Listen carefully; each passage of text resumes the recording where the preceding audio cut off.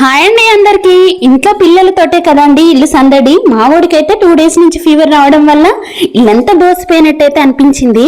ఈ రోజే కొద్దిగా యాక్టివ్ అయితే అయ్యాడు. ఈ సీజన్ లో ఫీవర్లు రావడం చాలా కామన్. వైరల్ జ్వరాలు కూడా వస్తున్నాయి. కొద్దిగా పిల్లల్ని అయితే జాగ్రత్తగా ఉంచుకోండి. ఫీవర్ వస్తే నోటికి ఏం తినాలని అనిపించదు కదా. అయినా మాకు రోజు పొద్దుగాలనే సైకిల్ మీద ఒక అతనైతే బ్రెడ్ అమ్ముకుంటూ వస్తాడు.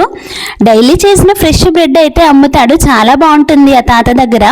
ఈరోజు అయితే మా వాడు తింటాడనేసి తీసుకున్నాను. చూడండి, ఈ బ్రెడ్ అంటే మాకైతే చాలా ఇష్టం. చిన్నప్పుడు ఇవి కొనుక్కొని తినేది. మీకు ఇష్టమా? ఒక చిన్న కామెంట్లో అయితే చెప్పండి.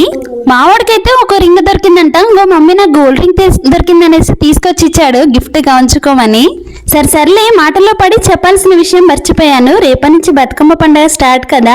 ఇల్లంతా శుభ్రం చేసుకొని ఇండ్ల పనంతా ఈ రోజైతే సరిపోతుంది. మరి సంవత్సరం అంతా ఎదురు చూసేది ఈ పెద్ద బతుకమ్మ పండుగ కోసమే కదా. ఎక్స్పెషల్లీ ఆడవాళ్ళము నచ్చిన శారీస్ కొనుక్కుంటాం, నచ్చినవన్నీ కొనుక్కుంటాం కదా.